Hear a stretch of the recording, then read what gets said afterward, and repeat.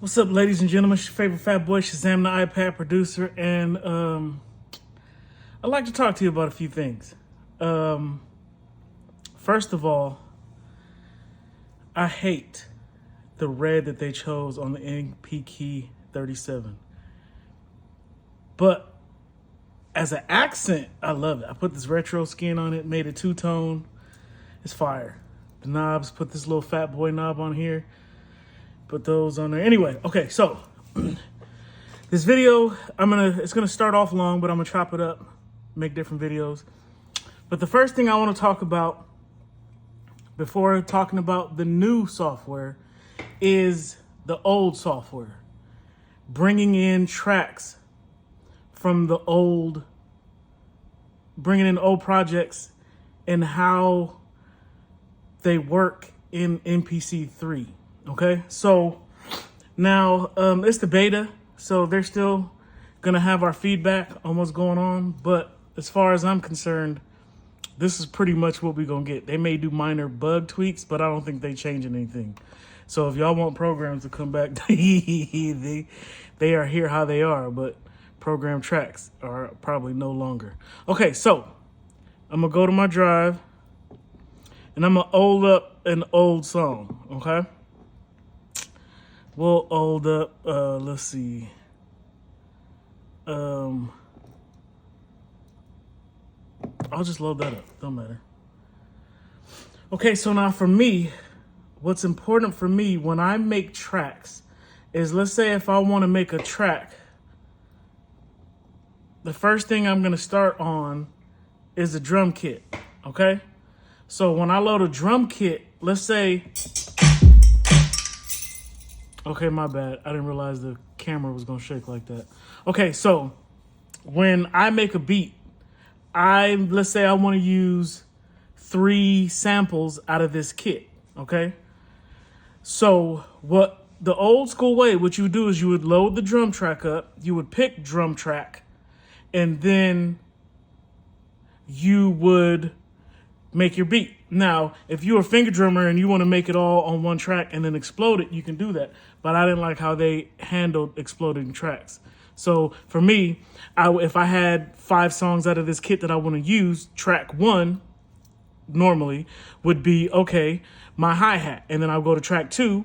And then I would use the exact same kit. And it was so fast to load because all you had to do was the switch to load up their program, and you was already good to go. Bam, snare, switch, track 3, bam, kick, hi-hat, boom, shaker, boom, percussion, boom, bam. And that's 7 tracks out of this one kit. And then I would load up another drum program and do the same thing. I was used to that. Everybody's used to that. For the beginning of MPC-ness, we've all been used to it. But I'm going to tell you there's a better way. The way they're doing it now is a better way. It took me a while to get used to it. I bitched and moaned in the forum. I was that guy until I actually used the software and wasn't bum fumbling around. I made like 50 beats. So I put some time into it. Okay, so when you load a beat, when you go to Mixer and you want to play the song, if you notice, it's got 2 different types of metering. It's got the little slabs, and then it's got the full meters. The slabby slabs is your MIDI tracks. Those are your audio tracks, okay? So it's easier to point them out because the audio tracks have the A and B side on it. I still don't know what that shit is yet, but I'm assuming it's A and B different effects. But don't get me to lie, I haven't used it yet. Okay, but anyway, so if you notice, okay, so in the new software, when you want to make a new beat, okay, so we go here and we go drum track. And you go here and then you pick a drum track, right? I'm going to go here. I'm going to go to my favorites. And then, bam, let's say I pick this kit, right? Okay, so now when I make a beat, let me go home. I'm going to make a beat. Sorry, I forgot. Okay, so when I make a beat, I'm going to, and instead of making a new track, I'm just going to keep recording in this same track. And then once I got everything in there, Whether I made mistakes or not, I'm going to explode it by going here and go to explode tracks. So when you explode the track, it's going to put it on its own track. But when it puts it on its own track, it's editable. So meaning once you track it out, it's going to put it on 17, 18, 19, 20, 21, depending on how many samples you used in said kit. So the next one would be 17. Let's say that's my kick. So when I go to 17, obviously it's not in here because I didn't explode the track. But if once I go to 17 and I need to redo the kick, all I have to do is just hit record play, and I'm already editing just that kick. And when you move to it, it's going to show you where you're at. Okay. It's going to be editable, and in the mixer, it's going to allow you to change the volume. Okay, the reason I said that is because now when you load an old track, okay, I've loaded an old track, right? I'm gonna go here so we can clearly see what are MIDI tracks and what aren't. Okay.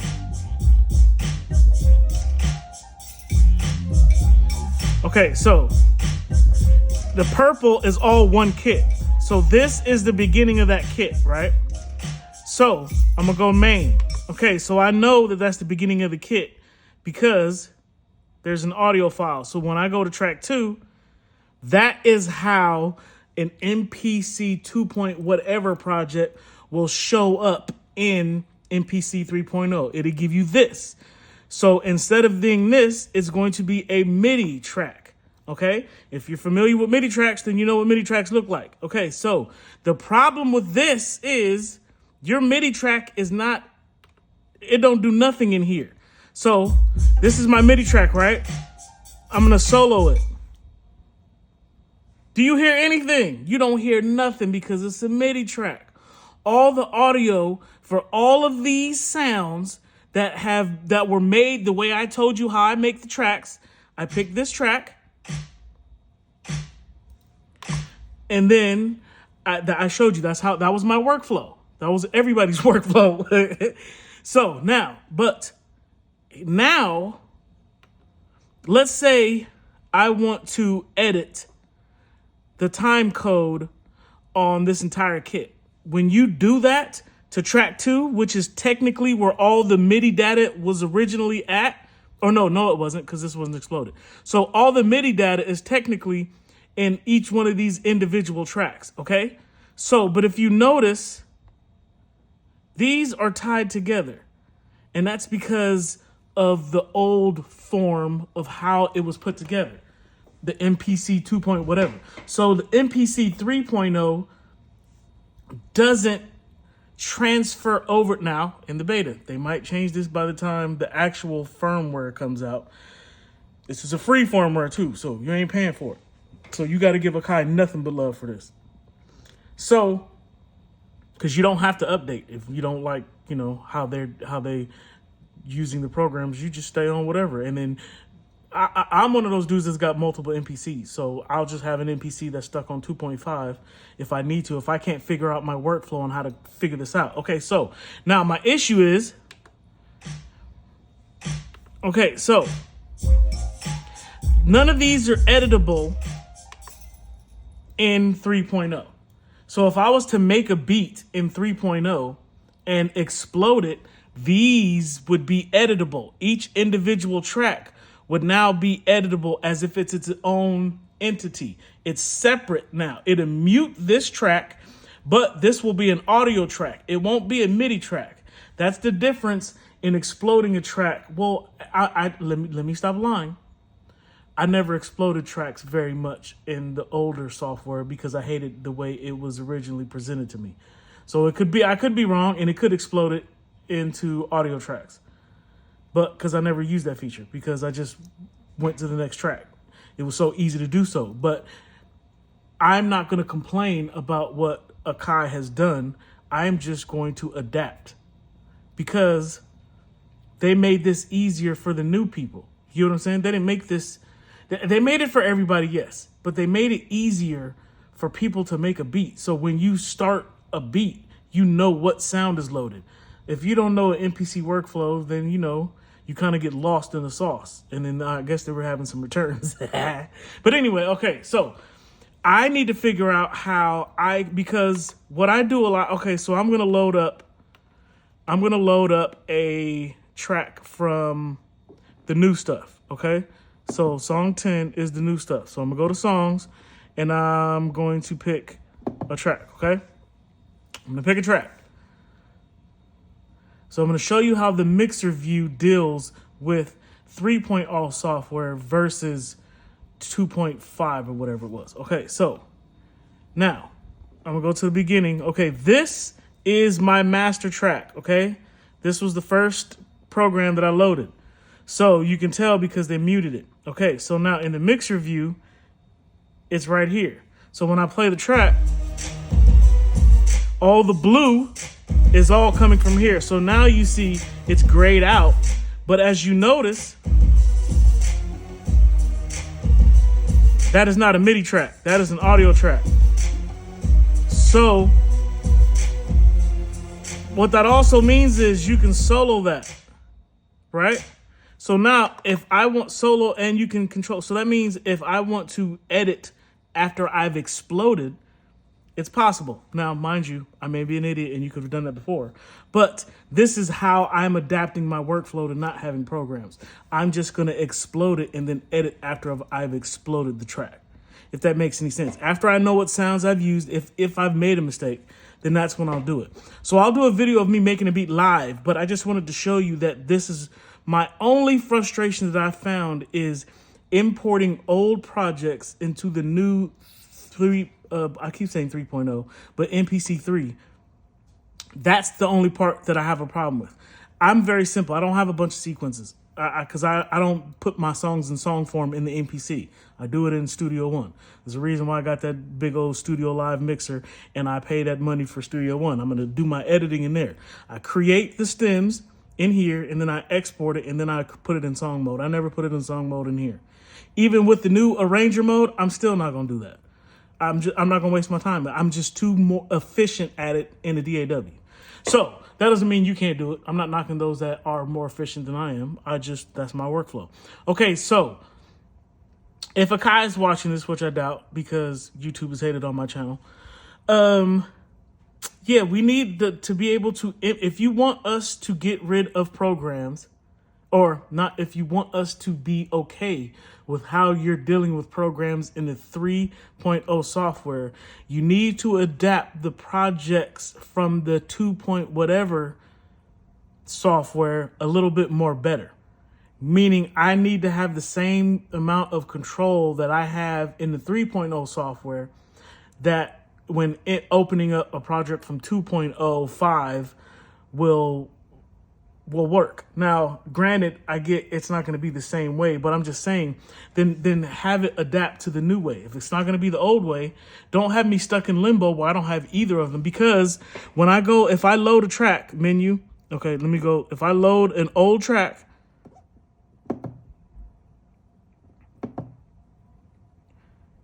it's not going to allow me to edit the old tracks as easy as it allows me to edit in 3.0. So if you make a beat and you save it in 3.0, you kind of screwed yourself. And if you notice, when it loaded that, okay, what did I load? I loaded slow down. When you load it, what does that say? Project untitled. So when you go to save project, it don't have a title. That is kind of dope right now, even though that's probably a bug, because you won't accidentally take your 2.5 soft project and make it a 3.0, because if you use a 3.0, you can't go back. And you can't use 3.0 on the computer. So if you make a track in 3.0 software, you can't use that project in an older firmware. It's just not, it won't load. Okay, so do you get what I'm saying?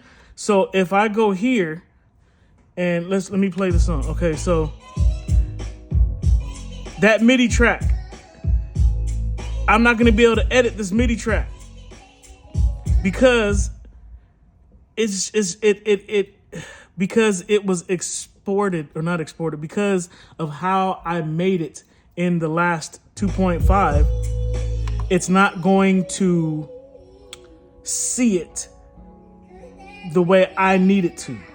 Now, I don't know if that can be fixed. I don't know if that will be fixed. I don't know if that'll be fixed by the time 3.0 is dropped publicly. And I don't mean the public beta. I just mean it's ready. I don't know when that's going to happen. So I don't know. You can yell at me in the comments if you want to. I don't know. But that's my problem. My problem is if you are going to get rid of the program workflow from before, which I don't have a problem with because I love everything about this. Everything about this this mixer view is fire, bro. That's all I've wanted. And then when you go to the arranger view, bro, my bad. That's fire. I'm sorry. That's fire. But anyways, even though I'm still not going to arrange it, I like to know where everything is at. So if I know I dropped that sample at the 4th or closer to the end of a measure, I know if I need to repeat. Anyway, that's for my workflow. Okay, so what I'm saying is, Akai, please allow us to import our old projects, but still have control of the project if it has been used on multiple tracks. If I've used one program on multiple tracks, allow me to still edit it. Now, I'm sure Av or somebody is finna tell me about how I don't use my MPC correctly, and this is how it can be easily done. Well, sir, just show me. Prove me a fool. I don't care.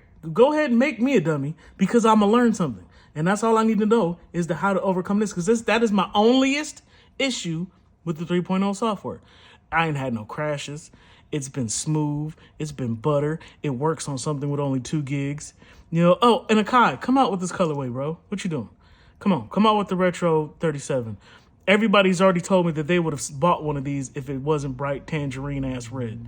Now, I know it wasn't tangerine red. I don't even know when my brain went there. Maybe it's the Stizzy. Anyway, ladies and gentlemen, that's it for this one. And I'm going to talk about some other stuff when I can find a better place to mount my camera. All right. It's Shazam, the producer, and I'm out.